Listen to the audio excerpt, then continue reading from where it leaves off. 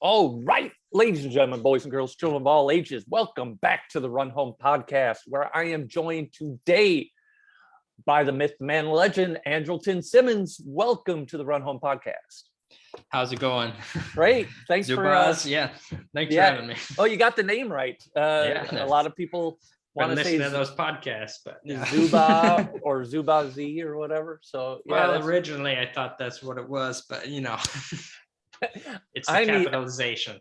I need to uncapitalize that. I did it for symmetry purposes, but it did not work for phonetic purposes. We've been trying to hook this up for a while. Thanks for making time to jump on here. I appreciate it. It's been a crazy last month. We're at work. We're moving locations and trying to remodel everything and stuff, and it's just been pretty hectic. But I'm glad we were able to get to it. Remodeling work or home? No, the work location. Oh yeah, that can be super painful. Yeah. What part of the world do you live in? I'm in Saratoga Springs, New York. So cool. It's a little mini city, known for the horse race track. Great artsy musical town. In fact, there's a couple of CSFBLers right around the area too. So that's we've chatted a bit. I think John Legend and Stampy. Yeah. So I was going to mention Legend. I knew he lived somewhere close to you up there. Yeah, I love him. I think Legend's hilarious. He's been around for a long time too. When did you get into CSFBL? Oh boy, it's been 8 years, I think now. Yeah, so something like that. I originally signed on this. I don't know. It was my teenage moniker, Jim Bro, which was kind of just a silly made up name, whatever. And I just started out in Greek leagues and then became the commissioner just by default. We switched amateur baseball from a public league to a private league. Yeah. So way back when. And then I got into the forums and got into that. I guess probably the league that I've been in the longest and the biggest effect on is the College World Series. CWS. I was going to ask you if that got birthed out of that amateur baseball league. No, I think actually Rando at the time was one of the founders of it around the same time that we did that. But I was a pretty early member, and I think it started in 1947, and I got there in the 50s or sometime. So now it's 2001. Yeah, so it's been a long time now. 50 years. That's. Oh, it was Road to the Bigs at College World Series, I think, started with. Yeah, it's possible. Yeah. Because that's one of the things that I think is fascinating. Is that's one of those leagues that found a way to plug its own rule book into the static design of CSFBL and create its own thing. So it was the original sheet, I believe, was made by Willie. Miracle ran it for a long time, and then probably in the 70s of that league, I became one of the commissioners and totally revamped it, and which is basically the form that it is now. Marsupial has been running it for a while now, and he's done some nice tweaks to the system and to give us teaser stats and things like that. So that's been fun. Yeah, that's so for the people that don't know, explain what makes College World Series unique. Yeah, well, it's college only, so you get players for 4 years. There's a gray shirt, there's a red shirt, there's some high school things, so you can have a guy be high schooler, then gray red shirt, then a gray shirt, and then 4 years. So you can have them for, you know, up to 7 years, but only 4 years of eligibility. So it's, you know, makes it a whole different feel to it. And then it's an pretty easy going 4-a-day league. There's no draft. It just all the players, when the draft comes out, get added into the system of, you know, we create some free agents, and then everyone puts in their lists of hours, and basically it's run through a raffle system to get out. Yeah, that was one thing I was going to ask you about, because like if you look at the free agent list, it's chaos. It's like all 25 and younger. And how is that all managed manually? Yeah, so it is kind of, that's what makes it kind of tough on the commissioners, and been I guess kind of a lot of commissioner burnout over the years, just because there's a lot of compiling that list at the beginning of the year, and then, you know, inputting and running results from everybody. You know, it gets to be a lot. And we have 4 commissioners now. We've tried to stay around that to, you know, help balance out the workload as, you know, much as possible, and be able to share it somewhat. So it's an awesome idea though. Like my hope is that like long term we develop ways to automate some of that stuff for you, so that it doesn't burn everybody out. Yeah, I'd love that. And you know, I don't, are you familiar with the Drive the Lane sim at all? No.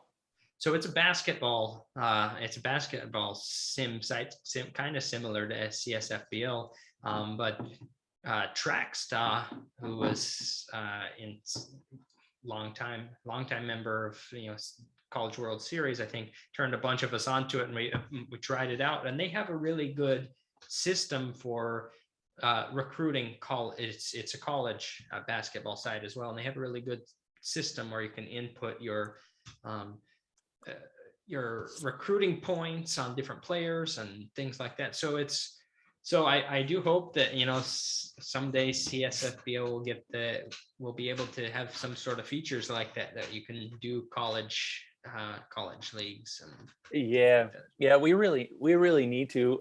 My hope is eventually everything, I say this all the time, but everything that can have a knob or a switch does, because I think that like the way that the game can get really special is if we innovate towards whatever the natural pull is from the league commissioners and owners. Like whatever they want to do, that's what we should develop, because there's something good happening down all those roads, right? Like people are just doing amazing stuff, but unfortunately they're having to do it all manually. And I know Dynasty is kind of you know, popped up recently as a pretty big league, or it's very active, but it's half college, half major league. So, you know, that's a whole new thing. And I think there's no scouting in that. So I think you're right. That's not really that. It's a lot of, that one was a lot of work, and I tried joining it, and it was, you know, it's a fun league and good league, but I don't think for me really I just didn't have time around now to, you know, to deal with it. So. You know, but I've heard that I believe it's pretty well run and everything. That's what I hear too. I hear that like if King Rat, you will get mad if I say that it's a lot of work, because he would disagree with that. But I would say that the people that get into it can get really deep into it, because there's all these like extra components that you need to consider, and I think that's what actually makes it special. And the no scouting is difficult, because, you know, you're it's kind of based off salary, but you're trying to find maybe some of those diamonds in the rough, you know, by some way you can, especially in the major, if you're on the major league side, you know, trying to see from their college stats, and, you know, how do they compare, especially when they're young, does the development matters, and, you know, is their development gonna Yeah. is their development affected, or how much does that development, them being an early or late developer, affect what their stats were in college versus what you can read? So yeah, it's there's a lot of things you have to think about. That part's fascinating because, there was a time probably just before you came into CSFBL where the scouting really didn't work very well. And so everybody used a combination of age and salary and you could like linearly like make a reasonable judgment, but it was still pretty opaque. And now with scouting, it gets way too exact. Like you can know almost exactly what this person's going to be. And that's not good either, right? Like we got to have some way to toggle that. Yeah, exactly. There's definitely some things to that. And for me, as being a long time, pretty long time vet owner, is just like, there's a, I can tell pretty quickly, which type of, guys I want and go into it. So having something that is, makes it a little more thought to it is always cool. But there's also the factor of, if you have a lot of teams or you're doing a lot of things, sometimes you just want to be able to, pick through it. So it's the ease is sometimes not that. I think, there's a couple leagues I'm in where it has a $50 million hard cap. And in that one, the scouting is perfect, right? Because you have to make really hard choices. Like you'll get to see everybody's numbers for a couple of years. Like if you're on a pretty heavy downswing, but you can't keep that forever. So you really have to work to get like your team into a narrow age range and make your runs. And but the problem so that's awesome because you have to make tough choices between development and drills and scouting, and then no scouting and players, which is awesome. But then the downside of it is it almost encourages tanking because that's the only way that you can actually get your shot at taking a run like that. It was the old, I don't know if you knew about penny pinchers. That was, very small, similar idea, which is kind of fun for a while. The one downside to it that I don't really like is it's kind of silly, but I like to see all the players have a good career, No, I do too. So I like to see them develop and stuff. And a lot of times when you have as tight a cap as that, they don't get to. So I'm not the only one that feels guilty in those specialty leagues where like there's just some monster and you're like, you have to die in free agency, and I'm sorry. I know. I feel the same. It's funny how you can get like an emotional attachment to a completely text-based player card. Exactly. Who's your favorite player of all time? Well, actually, probably one of the most memorable players I've had was Ralph Tolbert, which all-time greatest closer and Cooperstown's finest. Oh, Cooperstown finest. Yeah, that's not what I expected you to say. So he had, I was a commissioner in Cooperstown finest for a while, along with Clayton Kershaw. So that was, we had a good run for a while, but one of those other leagues that just took a lot of work as well. So eventually just didn't have the commissioner power for it. I can't look that up anymore. That league's not around anymore, huh? Yeah. So Ralph Tolbert, he was, there it is.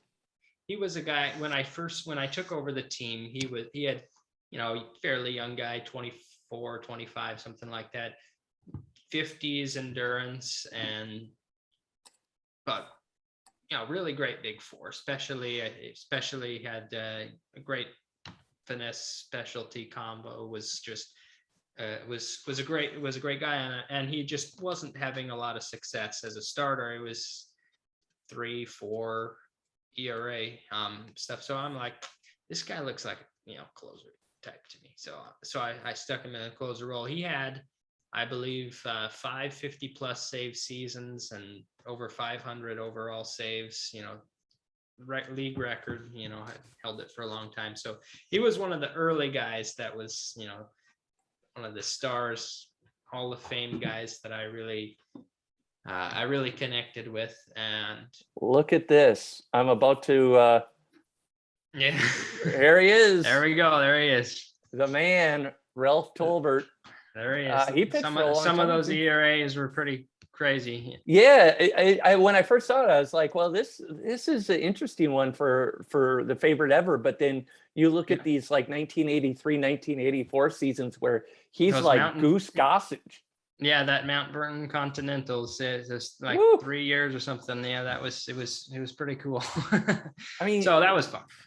To have 50 saves and blow 3, that's pretty good.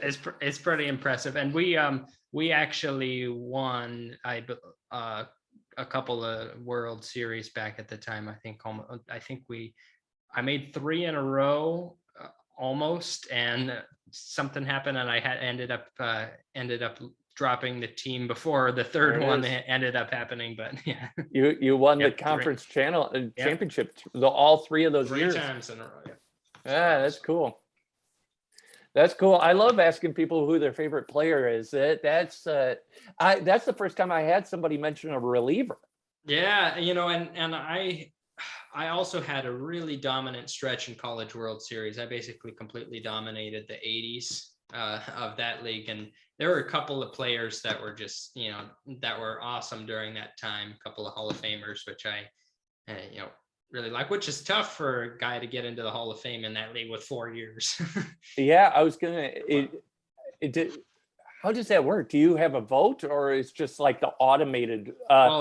Because then you have to get to a pretty high score pretty quick. Yeah, if you look at some of the guys in the Hall of Fame on that, just they're absolutely ridiculous, scores that they have, and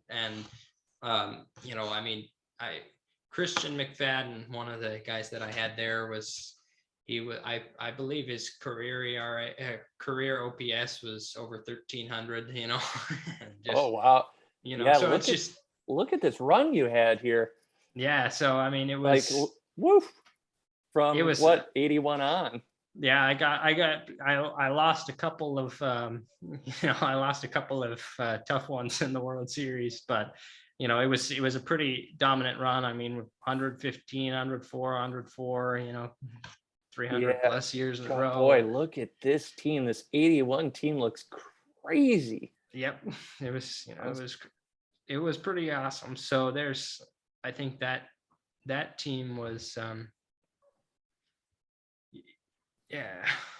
Let's see.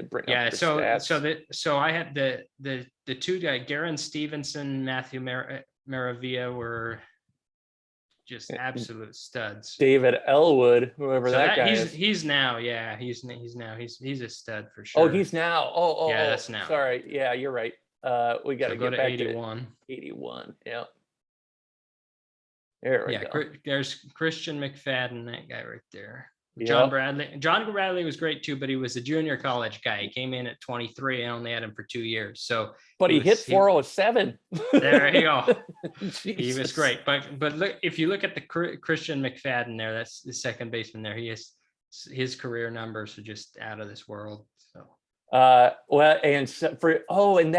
This is where it breaks your heart, right? Like in 1985, stolen this guy bases. is still going to be a monster. Oh, look at 400 him. stolen bases in 4 years. I hope he made the Hall of Fame. I don't know, but it's funny. No, Rob.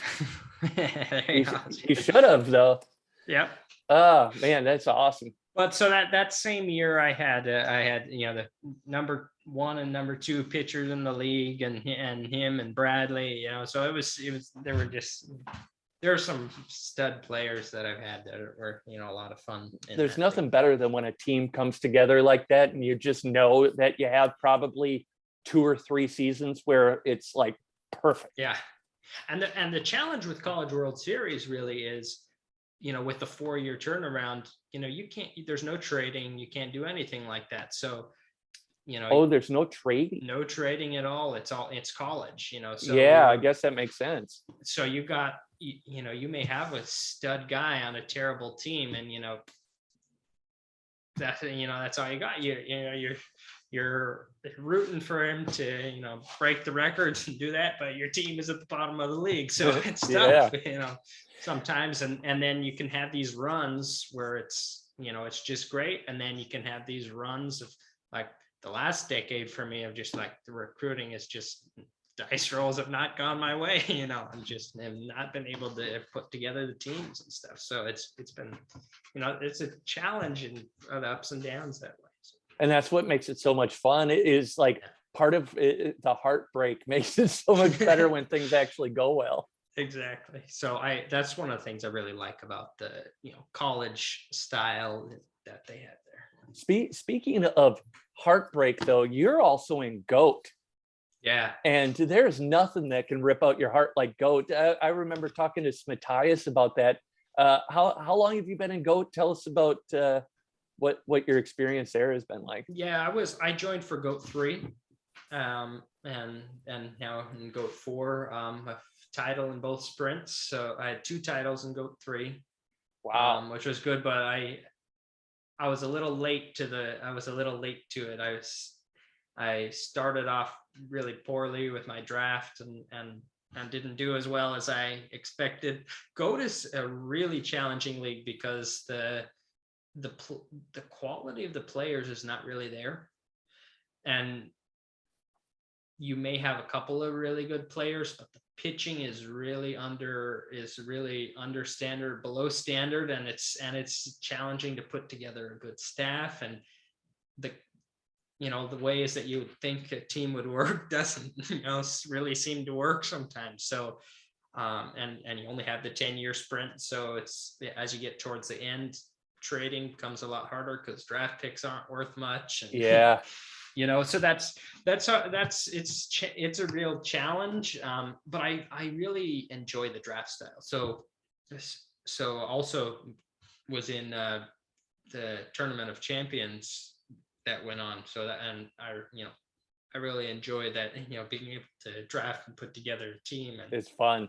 It is fun, and it's also, frustrating because you're like, man, my team, I love my team. They should be great. They should be great. That's the most frustrating part about that is like, you really learn that in that style, teams that should be obviously dominant aren't, and it's almost inexplicable. Sometimes, I mean, I guess if you talk to Rent or some of the other guys, they, have their predictions and stuff. I've been a little more intuitive type of guy, and maybe I should try switching. What I do is I watch the people that put in all the work and then just try to blindly copy whatever I see them doing, and I figure that's like my best hack. Yeah. And you're in GOAT 5 now? Yeah, I believe so. Yeah, it just started, it looks like this season did. Well, yeah. So I actually joined, I guess I joined GOAT 4 rather than GOAT 3. So yeah, it's been this last sprint and this one. I forgot which number it was. Do you see some people like intentionally trade off key pieces for picks and try and do better in the back half of the sprint? Or is it just too short that people can't even risk? I did that, kind of did that the first sprint. I tried to go in the back half of the sprint like that, traded guys, did that. Problem was and I, won two titles at the end of the sprint, which was good. But the problem was there, another couple of teams won 2 titles as well. And, were early on and their win totals, calculated. The tiebreaker is point score. It's not based on who has the titles. It's based on the point scoring in GOAT. So it's a combination of your wins plus your titles and plus some bonuses for hitting run differential markers and things like that. So I put myself in too much of a hole that even with the 2 titles at the end of the sprint, wasn't enough to make up that ground. Gotcha. And so I tried to flip it around. I won a title early this sprint. Oh, nice. But then then they all, basically died on me. And the middle half of the sprint was, just the drafts were terrible, and I had a couple of early draft picks and bad drafts, and just nothing to come back with. So, and that's sometimes the challenge is you're not only drafting players in the initial draft, you're drafting draft slots. So in the initial draft, you draft slots throughout for the first 5 seasons or so. Oh, no kidding. So the first, like So the you 5 just have to number 1 bet overall on the picks are in there? Yeah, all first round picks of the first 5 seasons are in the initial draft. Oh my God, that's so stressful. So you have to really you got to go all in with your strategy. Am I going to go for the middle? Am I going to go for the beginning? Am I going to go for the end? And if the draft that you get an early pick in doesn't work out, you're pretty screwed. So, yeah. Yeah. That's I'd be fascinated to see the psychology of that. So where does the number 1 overall of that first draft go in the overall draft? So we split it up in to like 25 and under, along with the draft picks, and then above 25 it is 2 separate drafts. So we run 2 simultaneous drafts. Gotcha. And you typically the first 2 years, number 1 and 2 end up going somewhere around the middle of the first round. So you'll get probably 5 to 10 players, from that under 25 before you get a draft pick. And then like this year there was a run on them, so I picked a young second baseman, and by the time it got back to me in the second round, I didn't get a pick till I think year 4 or 5 in the top 5, Wow. It was there was quite a bit of a run on picks this time, but it's not always like that. It just depends. That's crazy. I'm going to have to watch that a little bit closer. I have not participated in that before, but it sounds like just so much fun. And G Sparks does a great job running it. Ballmers and Makila maybe is one of the commissioners there too. So yeah, but they do. It's really it's fun, well run, and the draft style makes it very challenging that way. So the other league you're in caught my eye because I don't know anything about it, but I know a lot about the show Brockmire. Yep. And I assume that's what it's named after. What is that league about? Yeah, Brockmire it's a more standard league. It's probably the most standard league that I'm in. Yeah. Kind of a sucker for gimmicky leagues over my time period. But it has a Rule 5 draft. Which is cool. Which is cool. And it also is very you can rename your players to historical players. And all the team names are historical team names. So Brooklyn Bridegrooms, which was the early Brooklyn Dodgers, and so there are a bunch of teams there with old time names or unknown names, and some of the players that you have on that are really old guys. I know I had Larry Charleston, I think, is one of my first basemen, and you're doing Chino the Ghost Smith. From the I got a couple of those Negro League stars. Yep. That the kind of the point of Brockmire is you can rename them historical players who never made it to the major leagues. Got it. So there's Tim Tebow is one of the renames, and Larry Green. Make it Michael Jordan. Yeah, you could exactly. So that's kind of where it's. Although I think Michael didn't he play with the White Sox? Well, I think maybe he might have played for a cup of coffee. I yeah. Yeah. Okay. Well, that makes a lot more sense. Have you watched the show Brockmire? I haven't actually. It's so damn funny. It is just one of the funniest shows I've ever seen. And like baseball is just the backdrop, but it just for baseball fans, like it is definitely a show everybody should check out. It's on Hulu or Netflix, one of the two. But Nice. it's awesome. So I ask everybody this, so I'll ask you too. How'd you get into baseball initially? Like what what was your team growing up? Yeah, well, man, I loved Chipper Jones as a kid. So Oh, really? they say that when I was 2 or 3 years old, I'm walking around going, Chipper Jones here. You were doing imitations. Yeah, it was, I was, and with my little baseball hat and everything. But my dad was actually a D1 ball player at UNM. He was starting shortstop, ended up in a car accident his sophomore year, lost his leg, and came back and played first base the year after. Won the NCAA Inspirational Athlete of the Year award, back in '89, I think, something like that. So, dude, that's a crazy story. That's awesome. It was, I guess baseball has always been in the family. My grandfather, played as well at UNM. So, my dad maybe could have, made it to the major leagues. He got offers from Oklahoma and Wichita State and Stanford and stuff like that, but ended up wanting to stay at home. But his life totally changed after that, and he became a lawyer.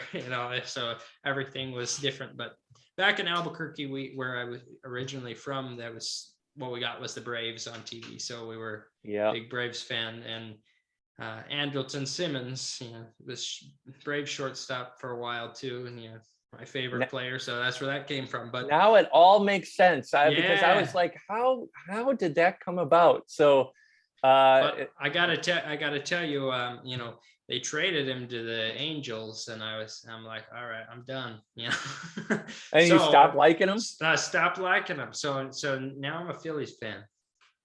Wait. How'd you get to the Phillies from there? So my family is I have a bunch of family from Philadelphia, and so my grandmother's side of the family is all from Philadelphia, so they were a big Phillies fan. And actually back in college, I went with a friend, and we decided we'd go tour a bunch of different ballparks, and we traveled out to Wrigley. We went to Camden Yards. We went to Fenway. We went, both New York stadiums. We went to, a bunch of different places. We went to Citizens Bank. So we went there, and he's like, who's your team? I'm like, yeah, since the Braves traded Andrelton, I really don't have a team.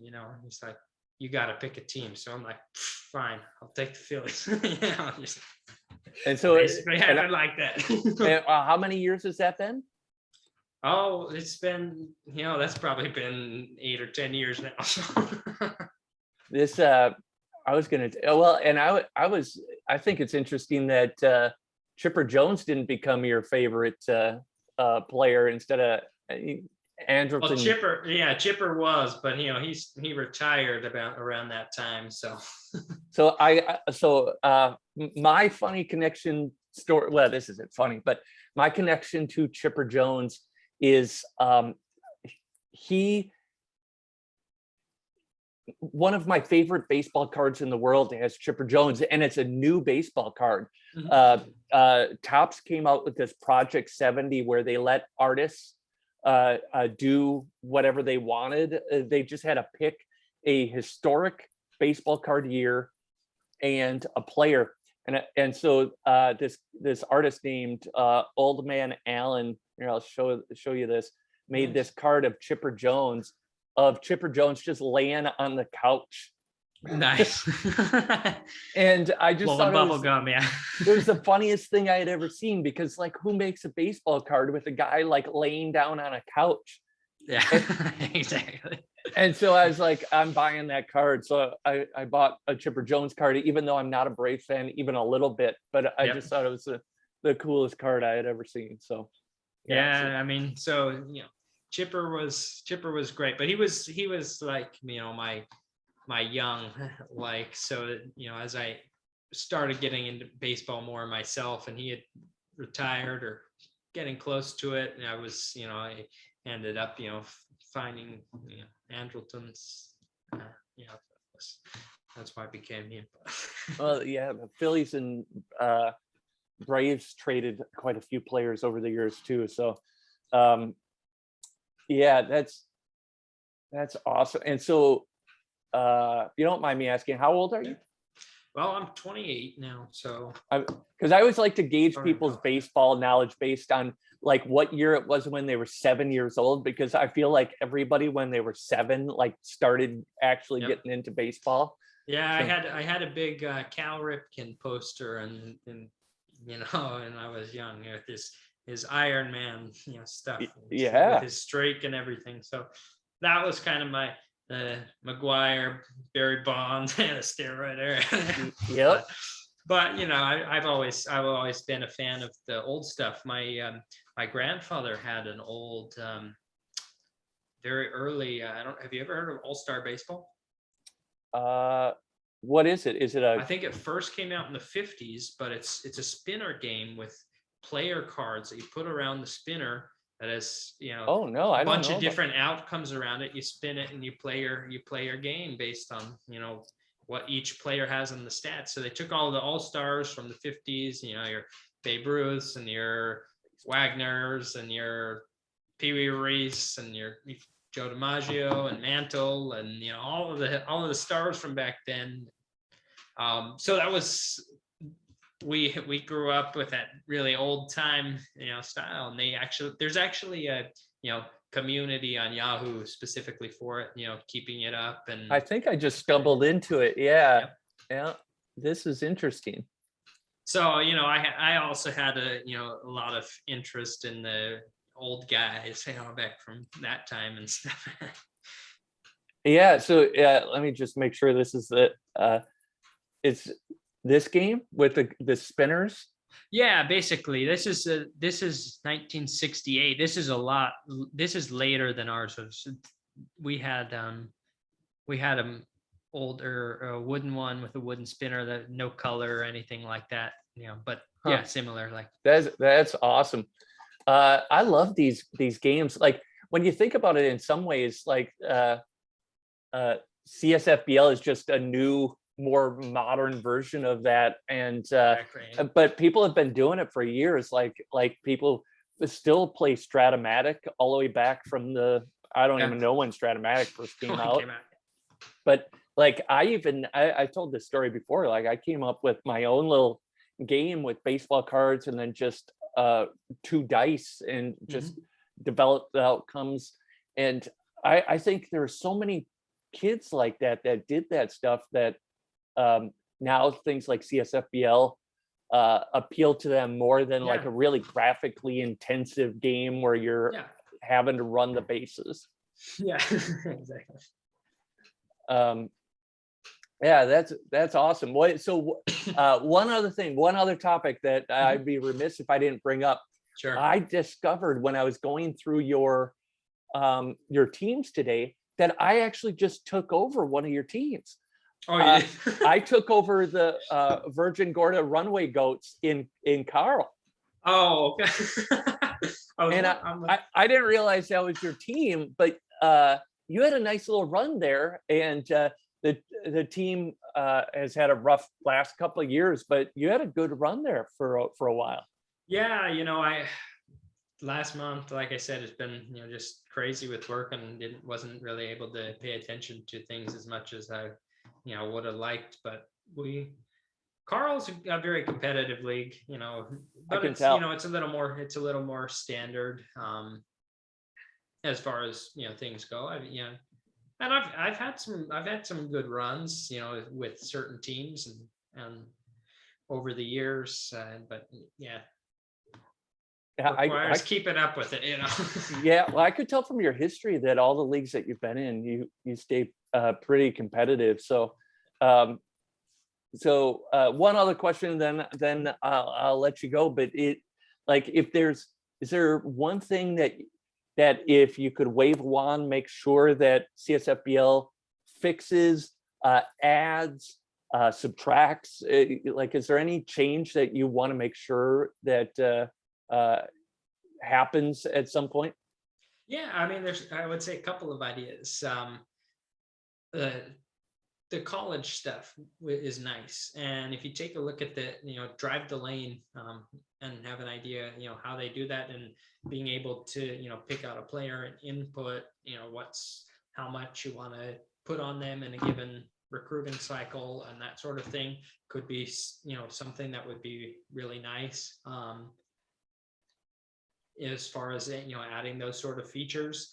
And when you say put on them, is it like recruitment points? Is that what you mean? Recruitment points. Yeah, got it. Okay. Kind of how we do it. Yeah, and with our way, we do a list of, each team has 21 slots, and they put it in, and then the raffle, judges for them. But with the drive the lane, you put in exactly how much you want on each guy, and basically, if you really want a guy, you put as many as you can on him. And, some of those guys have a bunch of teams on them. Some of them, you may pick some mid-tier guys, but they're really good fit for your team. And you can beat everybody else out on it. So it kind of runs.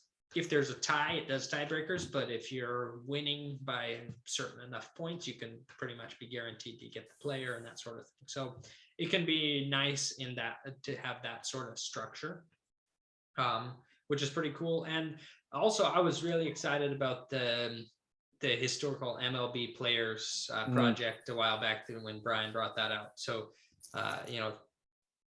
two of those things would be cool to have, MLB type leagues, or, some sort of integration with actual MLB players would be pretty awesome. Yeah. Would say, two of those things. And and also probably on my wish list on the manager side is improving the depth charts and bullpen logic. Bullpen logic, So that's but I know that that for sure is in the pipeline and everything. So yeah, for sure. Yeah, it's where the cutoff is for me, at least right now, is setting things up so that the game sims on its own. Because as soon as we start getting into making the ability to make tweaks during the game, like pinch runners, pinch hitters, things like that, it becomes a different type of game. But it's still something I want to do long term, because what would be really cool is if you and I could get on Twitch and play a game like against each other, where we're making in-game decisions on relief pitchers. And maybe something like eventually down the road, if you have like an app version of it or something like that, that has an offline mode and an online mode that does, the online mode does the sims, and the offline mode you could connect with someone else, or something like that, and play a game. Could be something cool like that. But yeah, I mean, even if you don't have in-game things, but you have more player specific settings, so that you can set that. Especially when you have a guy with like 78 speed and everybody else is at like 20. And then you want one guy to run, but you don't want anyone else. That's it. Everybody else just don't even go to the base. So that, I think there's going to be a lot more of that. And the crazy thing is when we did the survey, and then we take all the ideas off the forums. I mean, there's literally hundreds and hundreds and hundreds of things. And so there's so many things to do. And I don't mind that so much, though, because I look at all of that as like, look at all this opportunity we have. Like every direction, we could go in any direction and it's going to be awesome. Exactly. And so like the thing I'm most excited about is adding some more people doing development full-time, and then we'll be able to start like categorizing these things and knocking them out in big tranches, which will be cool. That'd be awesome, man. Yeah. Well, thanks for taking the time, man. I really appreciate it. Thanks for having me. This is Pleasure. great. I don't think we've ever been in a league together, but hopefully No. that Yeah. will change at some point. Yeah, absolutely. All right, everybody. Thank you very much. Thank you to Andrelton Simmons and everybody out there. We're running home. I'll see you next time. We are out of here.